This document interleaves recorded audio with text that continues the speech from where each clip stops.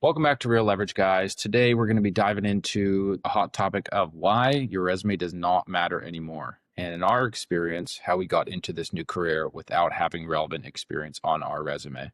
Stay tuned.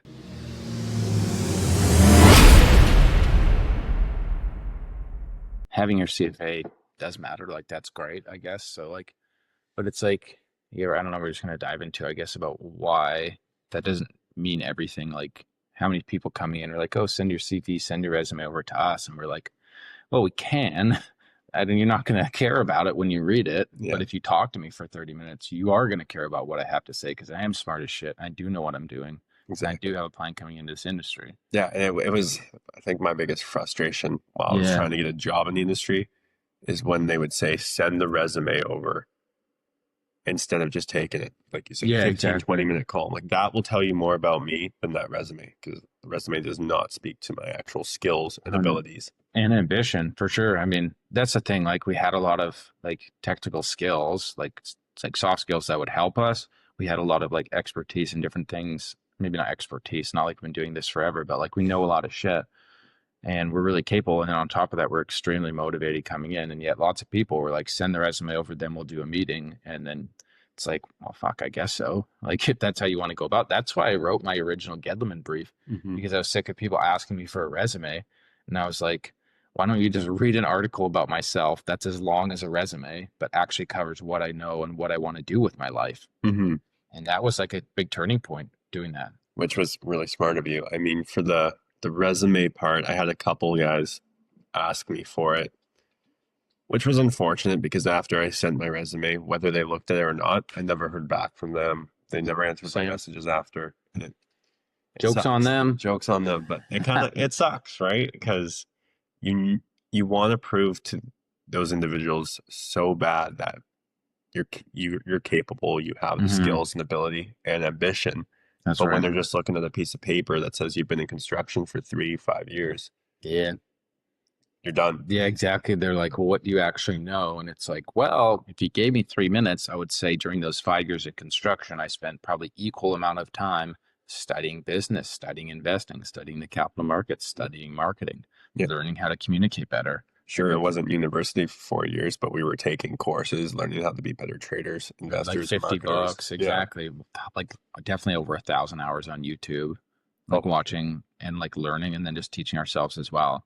Couple failed businesses. I mean, I had 2 or 3 social media marketing companies I tried to start, but back in 2022, 2022, 2023, and 2024. There you go. Each year. Nice. Every January I tried to start. That's good. That's fun. Yeah, for sure. But yeah, exactly. That was just a big struggle, right? Everyone wants a resume. But I mean, that's part of why we're doing the podcast now too. It's not like we've I feel like we got over that hurdle, you know what I mean? And now we're doing the podcast. Maybe if we did the podcast a few months back, that would have been productive too. That would have helped us instead of the whole resume thing. But we're kind of over that hurdle. And I think now moving on for the rest of our lives is not an issue. No, but this is our virtual resume for anyone who wants to work with us in the future. 100%. They can go back, hopefully years from now, and see how we started, even how we were thinking about our career trajectory back then. See that vision from day one. Yes, all those hidden voice memos that we're not going to release. Yeah, exactly. 100%, which is sweet. But yeah, I mean, kind of important though, like we were saying, we had a lot of skills coming into this industry that would help us succeed, and on top of that, being really motivated. That's super important. Obviously, if you're changing industries and you want to tell someone to hire you, you have to be motivated. That's a given, but you also have to have skills in that industry. So if you're struggling with changing industries and you're listening to this right now, make sure you do have the skills that would help you succeed. If you want to come into the capital markets and you're doing construction right now, that's fine. That's possible because we did it. But you have to also know what the capital markets are and know how the investing works and how the stock market works and how that whole industry kind of works, whatever sub industry you're going to work in. You got to know about it. You can't go in blind. You can, I guess, if you network hard as shit, you might be able to get a job and learn. You could go in blind, but you're going to be eaten alive at the start. I mean, we even struggled, and we have spent years. I spent 7 years learning about investing in business, and still people don't always want to talk. Yeah, and especially the roles you would be entering if you did go the capital markets route.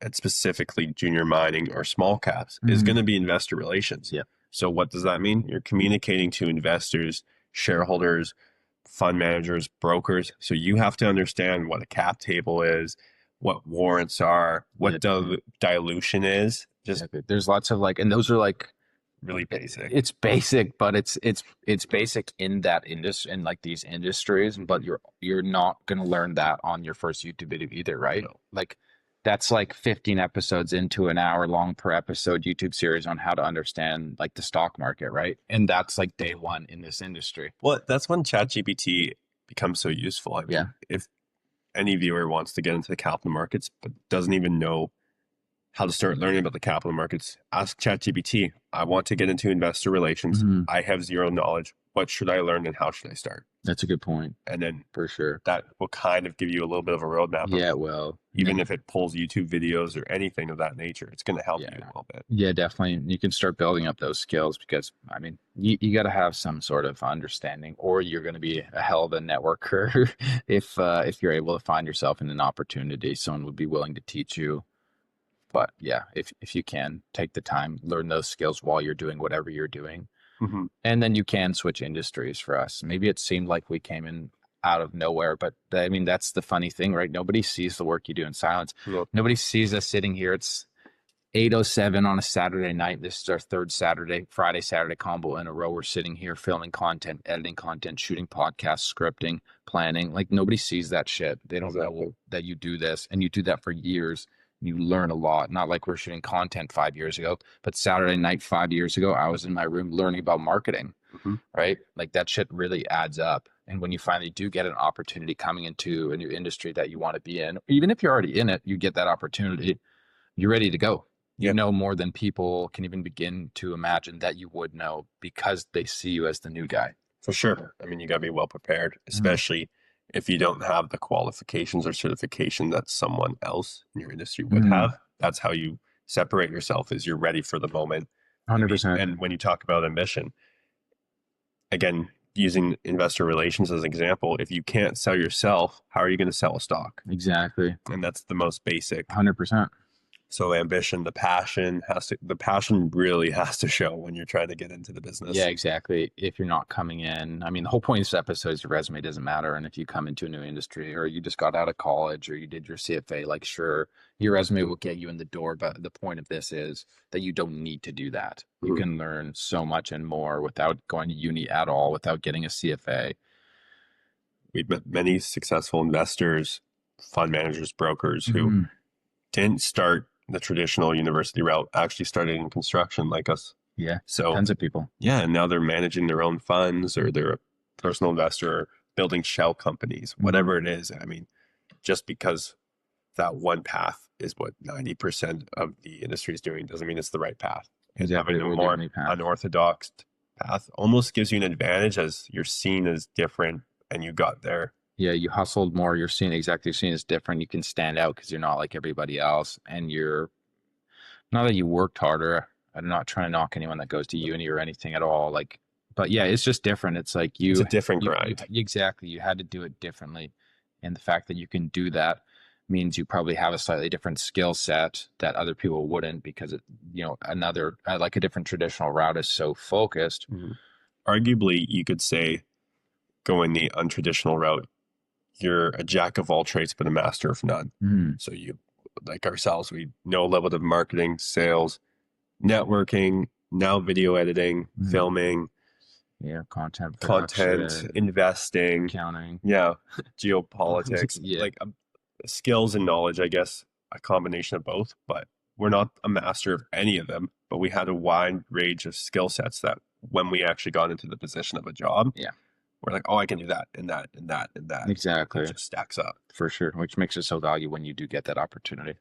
So why don't we talk a little bit about, we talked about how we came over and had a bit of a struggle, the fact that it's important that you need to have some skills and work towards, having the skills, maybe not the experience, but the skills that would support you in a role. Maybe let's talk about a little bit about how we did get in because we had those skills. We put in that time in silence and then coming in what we did. I know we've kind of touched on it, but it kind of comes around full circle to this theme of this episode.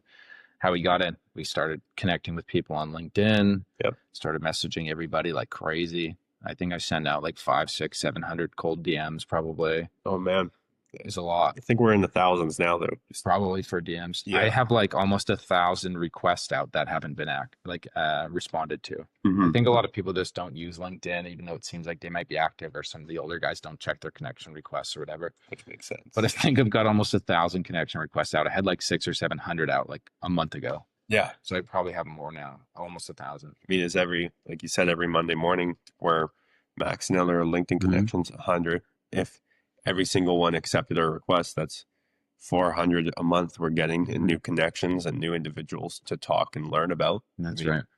Then, I mean, the percentage goes down because you're not booking 400 calls. No, exactly. A lot of people don't answer. A lot of people don't want to talk.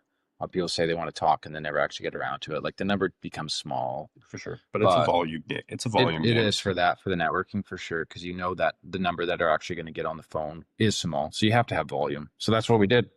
Yeah. Volume galore. We're both over 1,500 connections now on LinkedIn. Shitload of requests out, shitload of DMs sitting there Yeah. high and dry right now. Cold emails too. I mean, I sent out a couple of cold emails to firms asking for a potential job. I Good mean, for you. I didn't do that. I mean, I had no hope though. It was kind of just sending out an email and hoping for the best. I saw a junior analyst role for CIBC in their mining part of the business, and it was 150,000 a year. So I sent out a request. Might as well shoot your shot, man. Yeah, but I mean, there's so many different ways we did do it. So yeah, for sure. Yeah, but connecting, cold emailing, cold calling, doing that, and then rolling into the posting we did as well, which helps. I think that's like the best thing. If hopefully you guys have made it this far into the podcast, like 12, 13 minutes in, is you need to learn the skills. You need to start networking. But like literally the best way, and it was the best advice I got, and I'm so glad that I started to act on it. The best way to actually prove you know your shit coming into an industry that you have no professional experience in is literally posting. Like doing these podcasts are great. Doing the short form is great. But like literally writing on LinkedIn was so productive for me. It got me so many meetings and opportunities, and it, in the end, got me my new job. I was just about to say that's what us posting on social media through all channels is now where we're currently working at the same place. Yeah, which is sweet. That was the biggest thing for me. I did months of like coming out of nowhere, sending out some cold DMs. People like, who the hell is this guy? He's got no connections, no posts, says he's a construction guy, but he's smart in business. That's what everybody says. And then it was like, let's spend a few months posting every single day on like macroeconomics, geopolitics, commodities, investing, marketing, and did that. And it was like, then people are hitting me up and saying, shit, you know a lot about business. How'd you learn this? You're a construction guy. Like they want to hear about it. Yeah. It's like, it's so easy to do that if you know something about an industry you're coming into because it's a passion, but it wasn't your career. Then just start talking about it because you know it. It's so easy. And that was by far the most productive thing you can do coming into a new industry that you know something about. I agree. And it does sound cliche, but if it is your passion, you should turn that into your career. 100%. I mean, as we did. It just took a while. It was our passion, but now look at it. Every day, even in the weekends, we're waking up to work and to improve our skills and get better and better and better. That's right. It's because we love what we do and what we're learning every day. Yeah. I haven't had a bad day in this industry, and I've only been in for 6 months. Yeah. I don't know if many people can say that. I know construction, it was probably a couple bad days a week, right? Yeah, or like 6 bad months in a row. Yeah. But yeah, it can be rough for sure. I mean, how many people do you hear that say they don't like their job, but they're too scared to change industries? I mean, shit, I was so scared. Not scared, I don't know, maybe scared's not, I was just scared of, I guess I thought that I couldn't change industries because I didn't have formal education and I didn't see like a path out. And I was kind of like hoping eventually I was going to become a successful enough swing trader to just quit construction. But to grow that capital base would have taken me years working in like a proper 9 to 5. Really, it's like 7 till 7 in construction. But like if I saved my money and built like a good capital base and try to become a professional trader for myself, that would have taken me so long to grow enough money to make it worth it, man. With like proper risk management strategy, I would have been saving for 15 years and, got out when I was 40 and hopefully was a good enough trader by then. Yeah, and it just shows too. I mean, you shouldn't be scared. It's funny, we're so young, but we thought it was already too late. Yeah. At least I did. And I'm No, for 21. sure. Which is so stupid, man. I agree. I feel like an idiot every day thinking that, but it's true. I was literally like every day, like, oh man, I gotta get out of construction. It's not my passion. I know I can do so much more, But I can't. but I can't because I've already got 6 years or 5 years of experience in construction. Like, how could I start over? I'd be making, $17 an hour in finance and do that for 8 years, and then hopefully, get an upgrade. But I can't even do that because I won't be able to make enough money to change industries to support my lifestyle. And it's like, Well, nope. it becomes the comfort too, right? When you know how much you're making every paycheck and you know you're kind of in a good position pay wise, Yeah. but you don't like your job or industry, it's a battle. That was the big thing, right? I'm like, I need to get out, but I need to somehow find a way to make this much money in a new industry. And it just didn't seem like possible with no professional experience, but anything's possible. And I did that. Especially now that the type of market we've entered is the start of a commodity super cycle bull market. I mean, money's flowing. Yeah, exactly. So we did get fortunate in that regard. Yeah, that's true. So by the end of the cycle, whatever happens, Yeah, we'll if we're in mining, we're set up and we Yeah. already have our Yeah, records. exactly. So We'll be established by then. It timing should- is crucial. Yeah, that's true. Timing is crucial. I don't know how many people listening to this. Probably people that are listening to this are maybe already in the industry and they just want to hear about what we're about. I don't know. If you're not, I don't know how many people listening to this are going to want to become a junior mining guy or commodities guy or whatever, because it is a tough industry. And like you said, timing matters. But if you're doing something else, that's probably, I would say most industries are infinitely less cyclical than junior mining. So Yeah, this timing is true. matters less, I would say. This is true. If Yeah. you're getting into wealth management, I mean, we went that route, but we didn't go that route because we didn't want to. But it's like less cyclical than junior mining, right? People need their money managed if the market's good or bad. Probably more if the market's bad because they don't know what the hell they're doing. To be fair though, timing, even in our new jobs, it was all about timing. Mhm. I mean, we didn't reach out to him; he reached out to us. But he needed two guys, and it was just happened to be one. My contract was ending, and you were looking for a job. Yeah, exactly. We happened to be friends from the same city. Yeah, which might have helped us both, probably, potentially. You know, Who knows? Either way, but yeah, for sure. I mean, we did get lucky with timing for sure. Timing is everything, but timing's not everything. You can do it no matter what. I guess you might get the opportunity because the timing worked out, is what I'm trying to say. Like, don't Yeah. sit there and wait and like, oh, it needs to be the right time. no, 'Cause do everyone- it because yeah, it will exactly. become the right time. Exactly. Or you can sit there for 3 years and wonder if the timing's going to be right, or you just try when the timing's wrong, but the timing is actually right after 6 months, not 3 years. Well, and that was even me. Even after the first year of construction, I realized I didn't love this. Kind of started looking at a business administration diploma. Oh, little uni action. I was going to, but then I'm like, screw it. I don't want to I thought about it too. waste my time. You guys don't know. I actually went to uni for 1 year and I dropped out. So that'll make my story way better when I do my University TED Talk. though. Yes, right. But even then, I don't know. We've kind of been in the way of we didn't want to waste our time in university. Yeah, We knew we could learn the skills faster faster and get jobs right away. and make money. And make way more money. Yeah, could you imagine that we waited 4 years? Like coming into 2025, I knew this year was it. Like this was the year I was getting out of construction. I was moving into this career that I wanted to move into. You were pretty much there in January or going to be there in hindsight. And for me, coming into this year on my Christmas break, 2024 going into 2025, I was grinding, learning skills and figuring out my path. But could you imagine if like start of 2025, we're like, okay, let's go do 4 years in university. Like we would be, let's say we're done year one in this scenario right now. Yeah. And we would just be kind of like going to school and like doing whatever, probably still working construction part-time.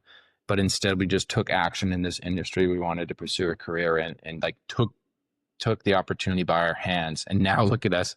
We're 8 months, almost done 8 months into 2025. Yeah. And look what has happened, dude. Do you remember the exact moment when you and I said, fuck it, we need to get out? Because I do. No. You don't remember? No.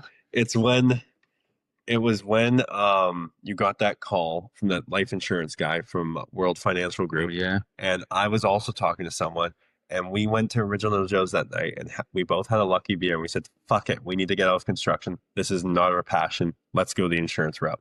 And then it switched, wealth manager, and it switched. But Yeah. that in September, end of September, that was our let's get the fuck out moment. Yeah, you're right. It was. And then we didn't we were just trying to get interviews and kind of dragging our feet because we didn't know what we wanted to do, but we knew at that moment we weren't going to be in construction for another year. Yeah, and we didn't know how to go about it right away. Yeah. And that's the learning curve and shit. Hopefully, if anyone at home is listening to this right now and they want to get out of whatever they're doing, they can learn enough from us in 6 hours of podcast and some short form content and some writing that they don't have to spend those months. Like, we spent years of being like, fuck this, I want out. And then we spent months of trying to figure out how to get out and navigating that. Mm-hmm.